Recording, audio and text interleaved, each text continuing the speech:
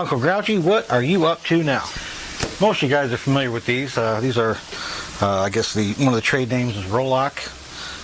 The sanding disc that you can put on the little rubber wheel, stick it in a drill or a high-speed grinder thingy. They work pretty nice. What I don't like about them is their life, because I find most of the time when I'm using these, they're wearing right on the very edge, because you're usually angling in and doing your cut. You try cutting in the center by pressing straight down, it just chatters around. So most of the time the wear is going to be right on the very ends. And once that wears out, you know, it's just pretty much wasted and it kind of blows. Now you're probably thinking, Grouchy, quit being a tightwad and go out and buy some more. Well, that's all fine and dandy, but if you happen to run out of them, those bugs get out of here. So you run out of them on a weekend or something, or you're typically mail ordering them, or somebody's out of them, whatever the case may be. I'm going to try reusing these. And I think I got a neat little method to do it, because I want to combine rebuilding these, whatever you want to call them, and playing with my new press that I really haven't found a good use for yet. So getting back to these, they wear on the edges, and when they come apart, or I find out you can really peel these buttons off, these little plastic button doohickeys, and they peel off pretty easily. So let's see, let's get a really bad one here. Well, we know that one's that's toast. So I find out that these come off pretty darn easily. I believe they're heated up ultrasonically and pressed, and the hot glue or the hot plastic attaches to the back of the pad. And you can see these arrows are going around here. These are made out of industrial sized belts or whatever. So there's nothing special about them. It's just a fiber or a cloth backed pad. Well, I just roll that over my finger, and you can pretty much peel these buttons right off. Just like that. So keep your buttons. And that one's definitely a goner. That's a loaded up aluminum nastiness there, so I'll pull that one off too. Just like so. And I'm thinking, now what, Grouchy? You got a bunch of buttons. Well, the neat thing about redoing your own is you can use whatever abrasive you want. Like this here's a ceramic. Ta-da! And this comes in a 4-inch, of course, because it fits on my sander. So I can get some of those and cut out a bunch of 4-inch discs and rebuild the buttons that I've got. I could make them out of zirconia. Now, these don't need, Harbor Freight doesn't even offer these in anything but the aluminum oxide. And I imagine if you're going to buy them from 3M or whoever else makes or sells these, that you're going to pay probably much more accordingly to the type of material that it's going to be used for the abrasive. But I find you can get belts like these at surplus centers, eBay, pretty darn cheap. In fact, I usually pick these up like at flea markets and such, and you can get them for, let's see, yeah, $1 a piece. And that is a really nice abrasive there. Made in Germany. Ooh, good stuff. So this is for a larger style Roloc, but I have nothing that this will fit. So I can make a bunch of 3-inchers out of that, no problem. In fact, I had a bunch of these big 9-inch square jobbies, and these are 50 grits, and it's a really heavy backing on here, but a lot of times you're going to get these at dirt cheap, because once the moisture and storage and just over time the backing starts warping, and they're kind of useless at that point at that size. They just flap around and they just become a menace. But if you pick these up real cheap, you've got yourself some disc fodder there. So how did I combine doing this with my press? Well, I happen to be making up some bandsaw blades, because I had a couple of bad ones. I'm thinking, what the hell can you do with old bandsaw blades? It ain't going to cut anything anymore. I keep them because, you know, you never know what you're going to need them for, shimming, but there's only so many shims a shop needs. So I just cut off a couple of pieces and formed them into rings. And then I just give it a light sharpening around the periphery there, but I kept the points intact, because what I do is take a big sheet of heavy back, whatever I've got lying around, and I stomp them out like a cookie cutter. You keep the points because if you try to use just a straight or a flat surface, that's a lot of surface pressure, and even that'll bog down a good press. Where the points left over actually reduces it by like 2/3, and it lets it work into it gradually, so my press has no problem smacking these out. Now, why did I do this size? Well, the outer ring here is a 4-inch, and the inner is a 3. And it's just a piece of wood here used as a spacer, and I can pop these out if I want to. They're just tapped in, and it keeps them nice and round. But what I did this inner and outer thing for is, say I need to make a bunch of 3-inch discs. No problem. That's taken care of by the inner diameter. And I got a bunch of little 3-inch pads that I can glue back onto the buttons. I take the ring out, the inner ring out, and stomp on it, and I get full-size 4-inch pads for when I have to make up ones that are missing. But in order to save or preserve sanding material is to use these rings right here. So now I get that, and I can glue this outer ring right on top of an old pad, and there's pretty much all the wear surface I need, because that's where you do most of your sanding at. So that will rejuvenate an old 4-incher with the leftover piece here. So I'm really not wasting a whole lot of sanding material.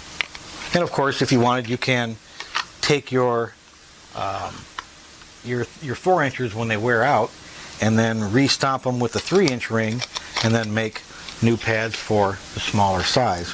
But so you get a lot of choices. So I get to reuse what I have. I get a bigger selection of abrasives, bigger selection of grits, and I can make them up all day long as I need them. And I can make them cheaper because I can get these styles pretty darn cheap. And it just takes a little bit of labor and a little bit of glue. Neato, huh? I don't know if I'm posting this after I do the thing on saw blades. If you guys want to know how to do, every shop that has a metal cutting bandsaw, you guys really should know how to do your own blades. So I'll buy them by the roll from eBay or whatever, and I'll just cut them to length and braze them together. I use silver solder for a real saw blade, but I just used whatever I had lying around. I think this one was done with a piece of brass welding brazing rod I had, and then I set it down and lost it, and this is a piece of silicon bronze.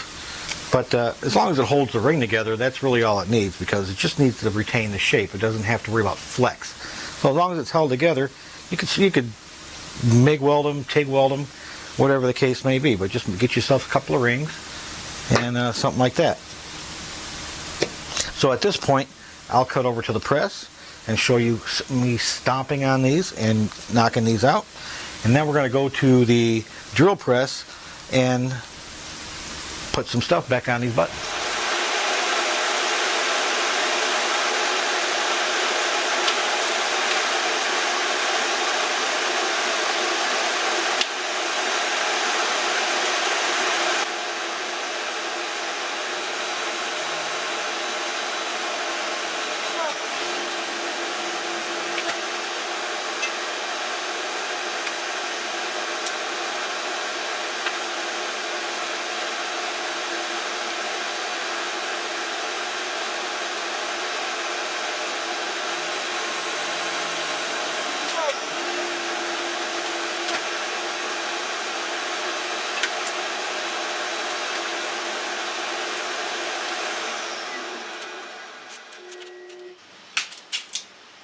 Well, that's some heavyweight. That's some heavyweight backing there. That fiber crap. Whatever. Anyway, now let's do something with them. After I pick them up off the floor. So I'm over at the old drill press, and what I have here is just a block of wood that I've done some concentric pocketing for, and that is just basically to hold a 3-inch pad and a 4-inch pad for alignment when I squish this down onto the glue. So first I just need to line it up So I'm going to throw a 1/4 inch drill bit, which will match the 1/4 inch hole that is in that board. And I'll just clamp it down. Doesn't have to be perfect. It's not rocket science. Take the bit out. Now I do need more 3-inch pads, so that's what I'm going to probably make up. And I've got 3 new 3-inch pads. And the glue is going to squeeze out, and I don't want it sticking anything. I've got this Cutty's wax. Now I'm just going to put that around there. I thought I had some parchment paper out here, but if you've got a piece of parchment paper, wax paper, something like that, just put a little bit down there, poke your button through it, and screw it down. Just don't get the wax on the button. And that's ready to go. Throw that into the drill press.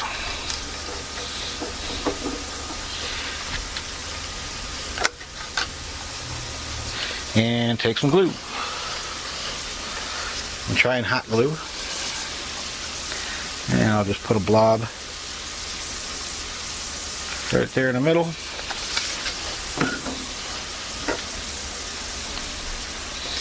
And give that a good smush. Now if you want them to last a little bit longer, probably use a better glue, maybe an E6000, shoe goo style glue, any of the goops. Or if you only plan on recycling your buttons once, go ahead and put epoxy on them.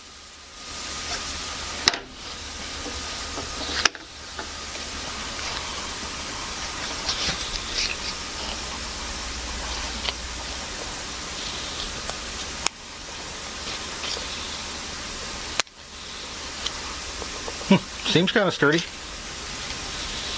Now granted, these are a lot thicker than the original material, because these are really thick fiber backings, so they're not going to flex a whole lot. Since most of your sanding is going to be on the outside, the heat's not going to reach the middle to soften up the glue.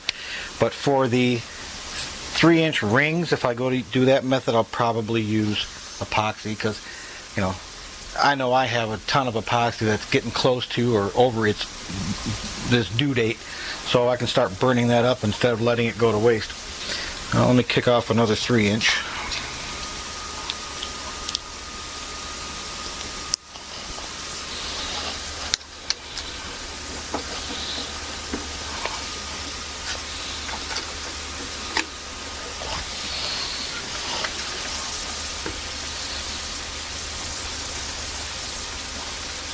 And you want your glue nice and hot,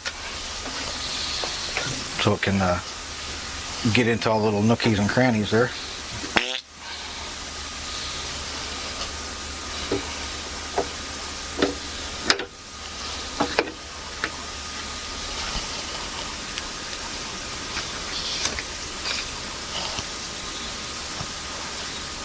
See, I got a little squish out. I can just take a fingernail, sharp edge or something, and just shave that down a little bit so it doesn't interfere with the pad.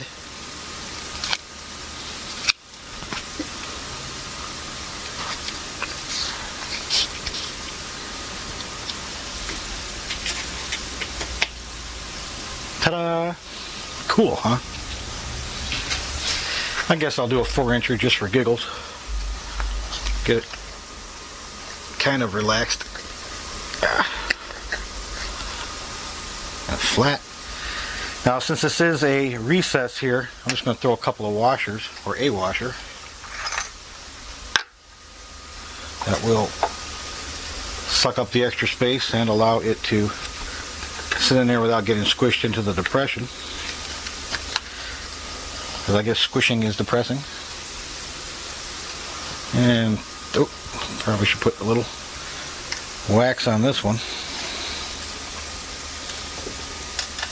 So you use paper. I just don't have any handy, and I'm too lazy to go in the house and get it.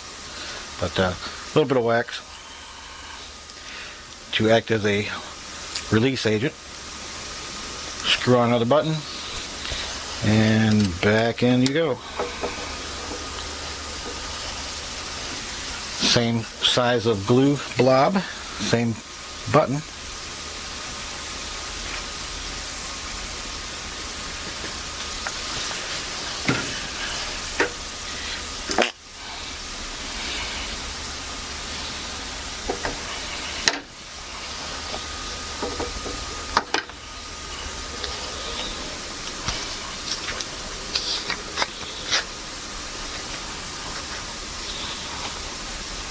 And there it is.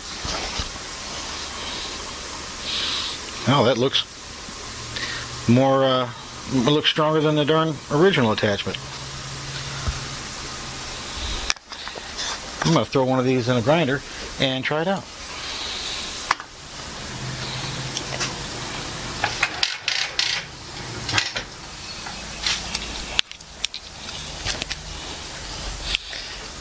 Get eye protection just in case that glue lets go.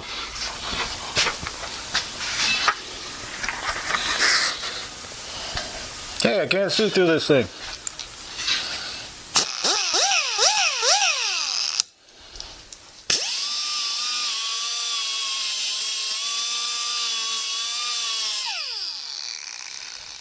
Man, that is aggressive.